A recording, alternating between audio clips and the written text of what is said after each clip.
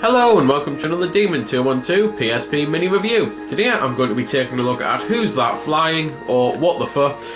And in case you haven't guessed by the little symbol on the bottom or by the obvious humour, it's a Mediatonic game.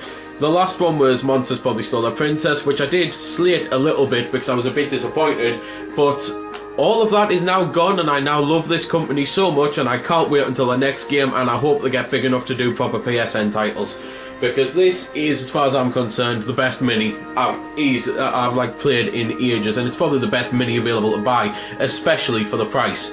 So, you can go save or destroy something. I quite like that. Messing with the options, it's funny to read, but when you go in there, the only thing you can actually mess with is the sound effects or the music.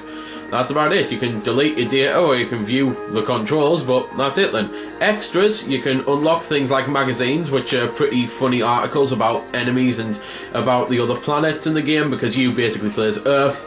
Evidence rooms, like the trophy system, which no, I can't believe I'm having to say this, but I get asked it enough. No, the trophies do not count on your PSN trophy list. It's the in-game trophies. It's just for it. You can view the credits or go there to also view your FMVs, because the game's got a lot of story in it and it's really good as well.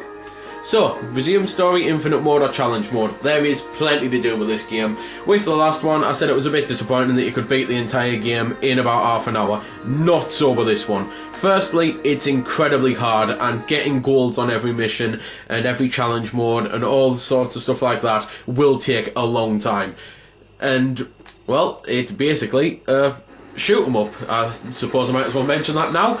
The whole point is you shoot the enemies and you go through at the end. You've got a health bar in the top right, and if 50 enemies get past you, then you die. Of course, on the challenge mode, that changes. Shooting enemies and not letting them pass gives you a combo, which is the bar in the bottom left. When you fill up the first bar of the three, then you get this, well, machine gun fire. When you fill up the second bar, you get this super beam. When you fill up the third bar, you get the behemoth all-ending hyper beam, which is phenomenal. So I'm going to try my best to show that off. If, however, an enemy gets past you, then your bar resets and you have to start all over again. You can grab the enemies by flying into them, but it's not really recommended because it stops you from shooting. Oh, and here's the hyper beam. And that will basically take out the majority of your enemies and do a hell of a lot of damage to the bosses. So anyway, and then once you fire that beam, then your bar resets. And just as I say, if you let enemies past, your bar resets. So it's one of those. You've got to choose when to use the hyper beam, because if you use it right away, then it means you can start the bar off again and get a turbo fire. But using it right away might be a bad idea, because there might be a nice big enemy right around the corner that you struggle with. Because that's what basically makes the game as amazing as it is. It may look basic and simple here, but this is level 1. Every single level of the game is different because you get new enemies. You get, on the second level, the Guardian type enemies. On the third level, the big bad bosses. And on the new worlds, it starts all over again. Every time you get different things, and it's one of those. There must be overall about 20 different enemy types on the game. It's fantastic because you have to do a different strategy for each one. These, as you can see, you just simply blast them, or, as I say, fly into them. However, these enemies, these enemies you have to dodge out of the way because they'll rush into you.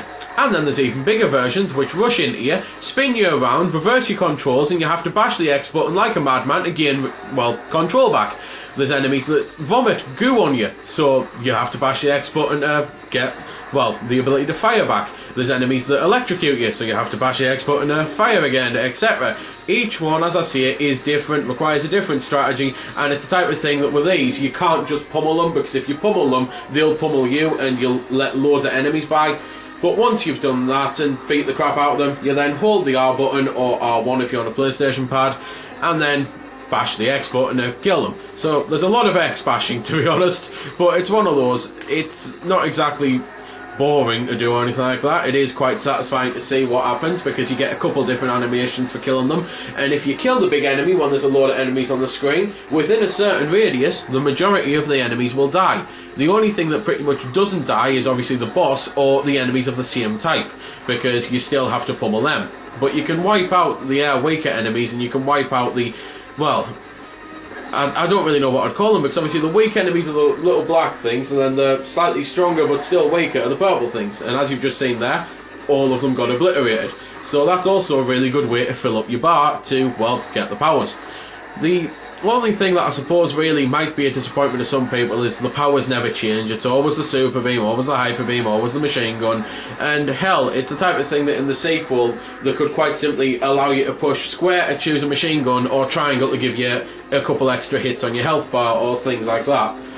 But anyway, this is pretty much a story mode. You're going to be doing this over and over again until you beat all 15 levels. So, might as well cut into the challenge mode, because there are a ton of challenges. So, with the challenge mode, there's 24 different events and there's 5 different types. So, you've got sudden death. Basically, you've got 1 life. If an enemy gets past you, that's it. You've got less than a New York minute, which is this one's turbo on the New York stage, and it is stupidly fast. You've got Battle Royale, which is you play them in a stage, but every enemy's available. It's one of those, you'll just literally get bombarded from enemies from Mexico, from Tokyo, from Russia, etc, etc. Ultimate bosses are the bosses, but even harder, so I'll show one of them off because I still haven't shown a boss. Target score is obviously where you go for a certain score, but to be fair, pretty much all of them are go for a certain score. Sudden death, it's not just not getting hurt, you've got to get a score. Turbo, it's not just doing it fast, you've got to get a score. So basically all of them are score modes, only with different rules, I suppose. I'll show off the turbo as well as the boss, because the turbo is probably my favourite mode. I'd love to be able to play the whole game in turbo, quite frankly, and again, it's something that could possibly come with the sequel. So, as you might have noticed, everything's got a whole lot smaller except for the bad guy, which is a whole lot bigger. The screen zooms out and it's just a case of finding the weak spot, pummeling it, then getting to the point where you can push or hold R1 or the R button on the PSP and bash the X button, and, well, just rinse, repeat. You do get a timer for the bosses, which means that you can't just sit around fannying about. You can't, like, for example, kill the enemies that are constantly coming on to get yourself the hyper beam. You've got to be always punishing the boss, because otherwise, next thing you know, he's still got half an energy bar left and you've got 10 seconds to deplete it, and even a hyper beam's not going to do that sort of damage, although it does really hurt them. It's quite nice and satisfying to watch the energy bar just like flee down. So that's pretty much that then. The whole point of the game is obviously it's a shooter, and the gameplay, while it changes enemies and strategies, doesn't pretty much change. It's still just shooting things. So if you like shooters, it's well worth looking into, because as I say, as far as I'm concerned, it's the best mini out there. It's one of the best shooters I've ever played. I really hope there's a sequel, and even if you're not too keen on shooters, you just like funny stories, the whole point of the story mode is you are the Guardian of Earth, and you're on trial because all these enemies apparently could have been prevented from ever coming to Earth, but you wanted them to come to Earth so you could showboat, and you've got to basically prove your innocence.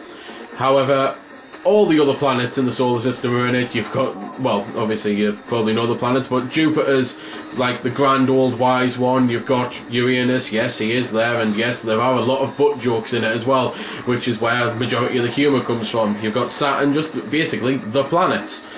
So it's one of those, as I say, even if you don't really like shooters, it's worth it for the humour, because the end cutscene alone, I was crying with laughter at how funny it was. So there we go then, that's been the review. I hope you've enjoyed it, or at least found it helpful. You might have noticed I didn't score the game. Well, that's because it's a matter of personal opinion, and yours may very well differ from my own. I'm just here to show you a bit about the game. If you like it or not, well, that's up to you. If you don't like it, or you do like it, feel free to comment. Also, if I haven't answered any of your questions that you may have had, I might have forgot something, or it might just be something obscure. Again, feel free to comment, ask, always willing to help out. Otherwise, if you don't like commenting on YouTube, head over to www.vc-forums.com, where you can chat with me and a bunch of other lads who love the VC, the WiiWare, and hell, even a lot of other systems. We cater to pretty much everything. You can just go there, have a chat about a game, ask about some games, etc. So until next time, this has been Demon212, signing off.